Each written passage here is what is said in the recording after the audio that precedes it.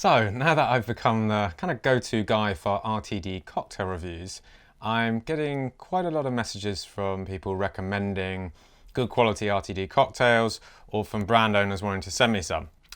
And it seems like there's probably some good stuff out there, so I'll probably follow up with a second video at some point covering as much of the rest of the market as I possibly can. But if you've not seen my first video, where I review around about 25 different supermarket RTD cocktails, then you should click the link up there right now. And I did just want to kind of remind everyone that that was a tasting of supermarket RTDs, everything that was available to me in the shops, not of all the stuff I could get hold of.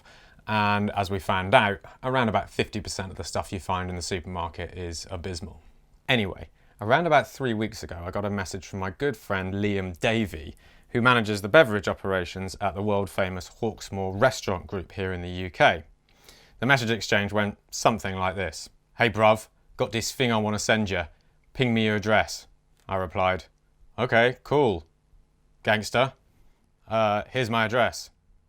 And he replied, "Sick," which I took to mean, "Great, thanks very much." A few days later, in the mail, I get this massive great box which says Hawksmoor at home on the top of it.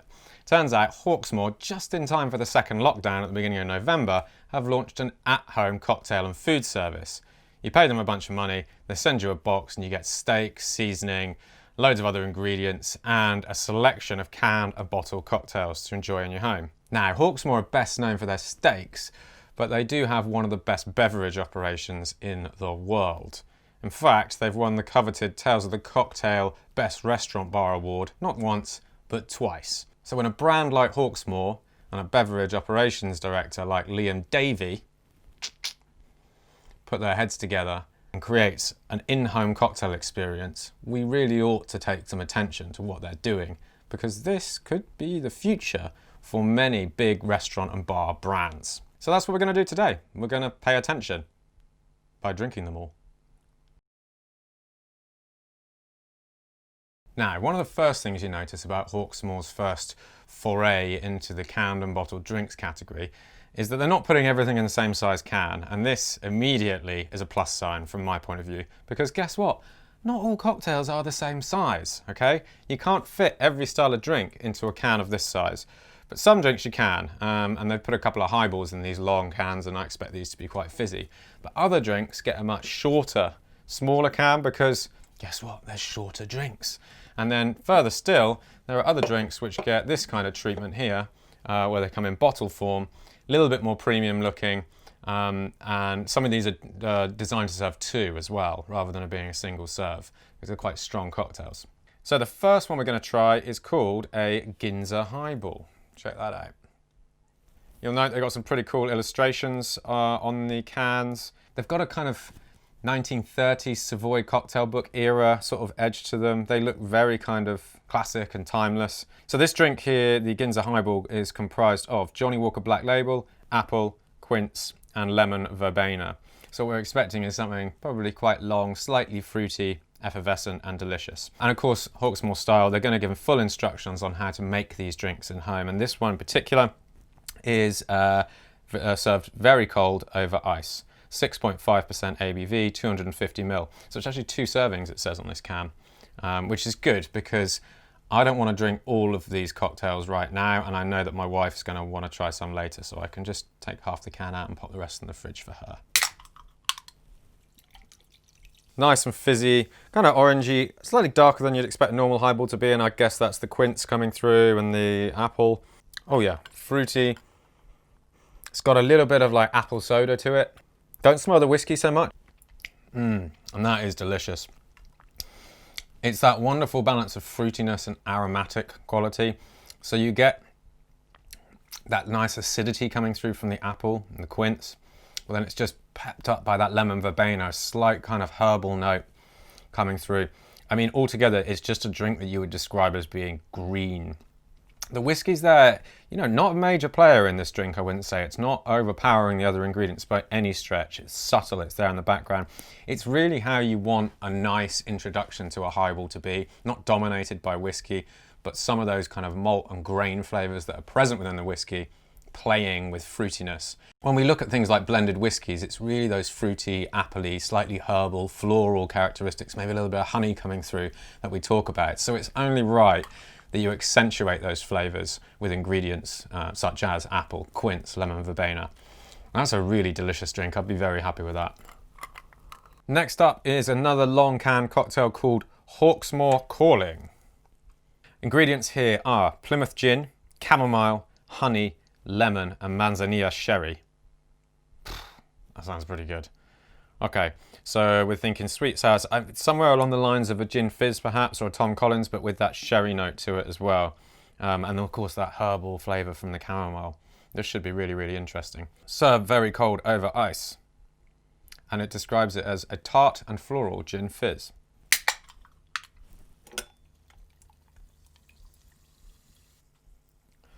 Lovely, lovely and fizzy. The first one had plenty of bubbles to it as well. There's no suggestion of it being kind of too soft or subtle with the fizz. There's a little bit of honey coming through and chamomile, so it's got that sort of herbal, almost medicinal kind of quality to it that you get with chamomile and honey when you combine them together. Almost sort of pungent, floral kind of sort of English garden sort of smell to it. I'm salivating just spelling it. Oh my God, I'm going to need to spit. Yeah.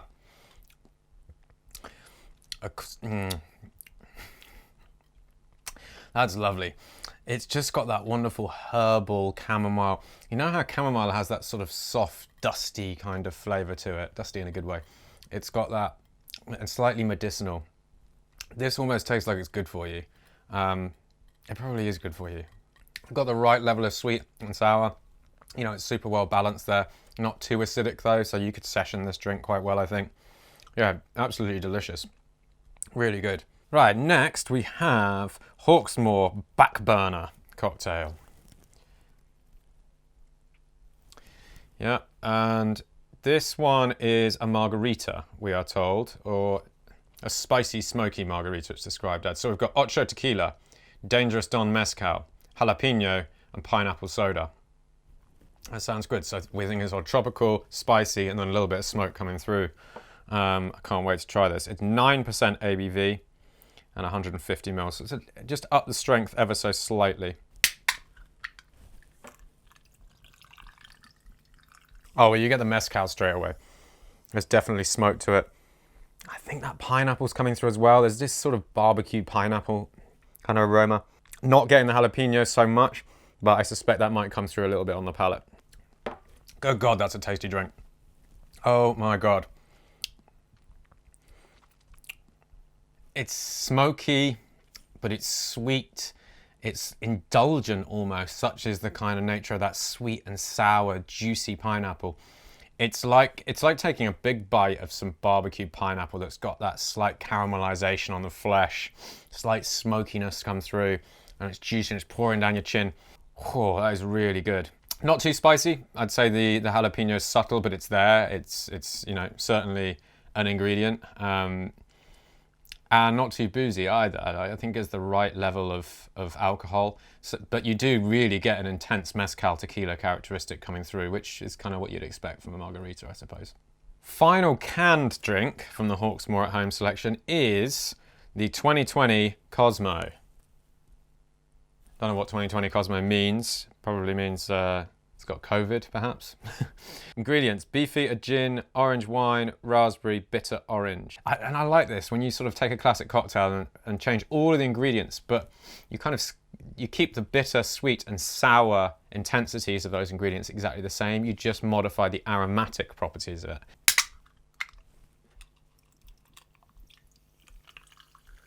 It's got the right colour for a Cosmo. By the way, if you haven't watched my Cosmopolitan video, the link up here. It's very orangey. That's what I get on the nose on this. I guess that's the bitter orange coming through. Since the orange wine itself isn't, I assume, orange flavoured wine, but more like a natural wine that's orange coloured. Slightly effervescent. A little bit of bitterness there. It's not actually much like a Cosmopolitan, I should say that, because there's more of a bitterness present in this drink than you'd normally expect, I guess, coming from that bitter orange. You do get the wine coming through as well.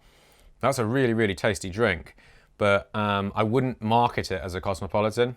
I'd think of it more as somewhere, it's not a Negroni because it's not bitter enough, but it's moving in that direction because there is a bitterness there. And the wine component, not dissimilar to Vermouth. It's like a low intensity Negroni.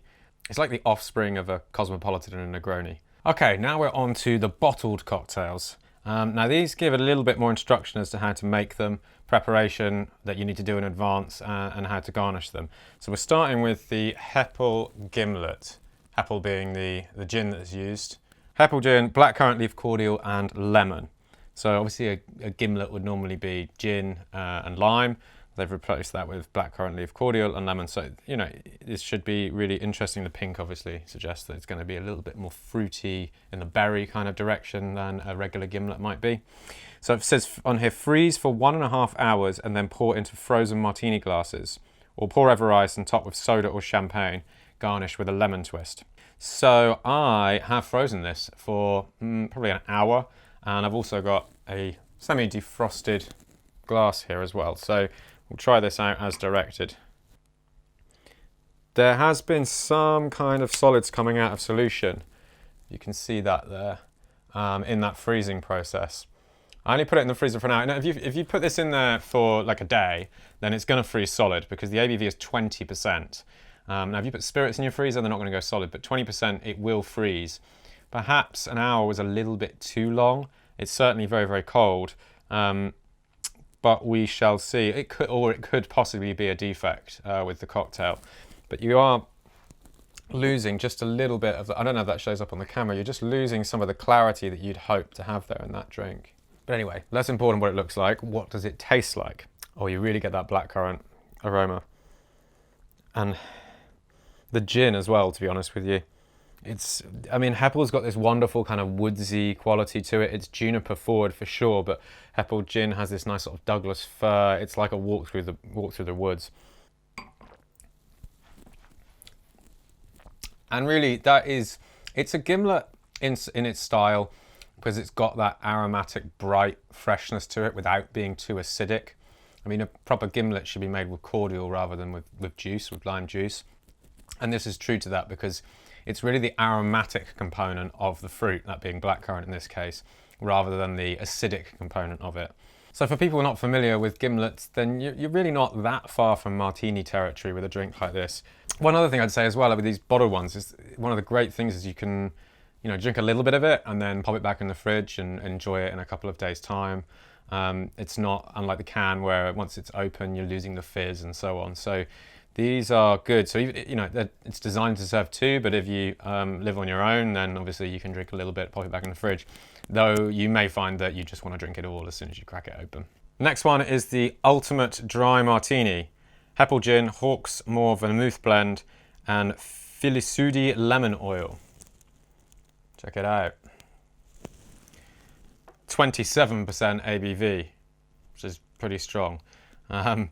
You know, if you'd watched my other video on RTD cocktails, we didn't get close to that kind of strength, even for drinks that were marketing themselves as martinis.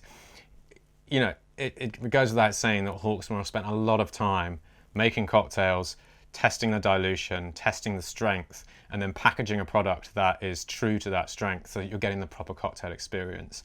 And I think that's key. It's not difficult. Like, you know, if you want to serve great cocktails to people in their homes, you need to work out a way of recreating these drinks and packaging them. You can't start modifying ingredients, length, dilution, temperature, carbonation, just so that it can sit in a can or in a bottle. You need to find ways to make that drink translate into that particular form of packaging. Freeze for 1.5 hours, then pour into a frozen martini glass. Garnish with a twist of lemon or an olive. Well, I'm unusual with my martinis. It's one of my favourite drinks, but I'm unusual in that I don't garnish them, okay? I might do a whole video on this actually, but I find that both olives and lemons are rather dangerous around martini glasses because you have this perfectly balanced, I assume, drink right in front of you, then you blast a bit of lemon oil on and the whole thing tastes like lemon. That's not what I want, it's not what the person who made the cocktail wants, it's not what the person who made the gin wants. I would say there's a slightly more floral note to it than I would normally expect from a martini, but it's quite pleasant. I think that's good because it gives it a sort of signature flavour. something that's slightly different to what you might mix in your home. I don't know where that characteristic's coming from, but it's nice to have a martini that's just ever so slightly different to the norm. And you know, I'd happily drink many of these. In fact, I might drink all of this now.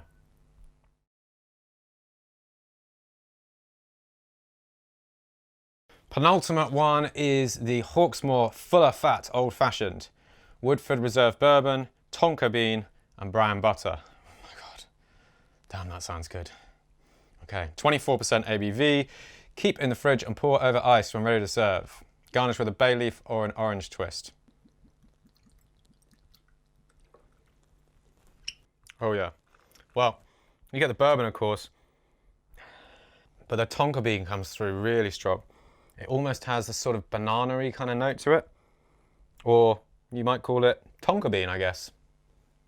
Let's see if we get the butter. I'm hoping the butter might come through a little bit more in the texture, give it a little bit of unctuous, almost oily kind of quality. Let's see.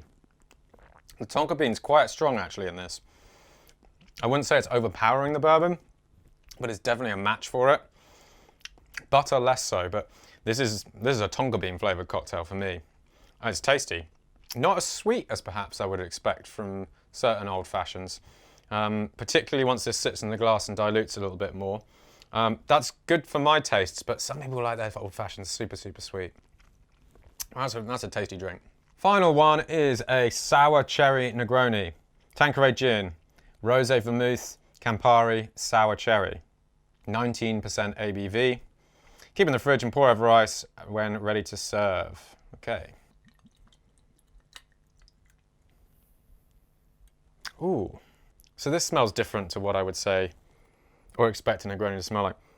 Definitely getting that cherry coming through, which is quite welcome really. I mean, Negronis, I like Negronis, but they can become a little bit samey. Bitter, sweet, orange, can't really taste the gin.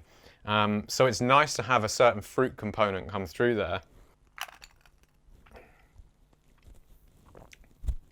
If it's the last one, I'm going to spit it down myself. I wouldn't say I'm getting drunk, but I'm enjoying myself. The taste is certainly very traditional Negroni, but there is just that nice, round, dark fruit characteristic coming through. Juiciness that you get from that bite of like a maraschino, like one of those really dark maraschino cherries. That's coming through in the finish nicely. It's almost like someone's made a Negroni, then chucked 2 or 3 cherries into the glass as a garnish, and they've just sort of wallowed around in there and imparted a little bit of flavour. And that's actually really, really nice. That's a great Negroni, and it takes a lot for me to say that because I get bored of Negronis very, very easily. But I'm a fan of that. Good job, Hawksmoor. Very good. So that's it. Price-wise, the canned cocktails come as a set for £28, and the bottled cocktails cost about £12 each. And remember, they're 2 serves. So in general, you're paying about half the price you'd probably pay if you went to Hawksmoor and ordered these drinks. But from what I can see and taste, you're actually getting exactly the same quality and you're getting it delivered to your door, so it's a pretty good deal. If you want to buy these products, go to Hawksmoor, their website. I don't care if you do or you don't, because I don't make any money off it. I'm not affiliated, they just sent me this stuff and I thought it would be fun to try.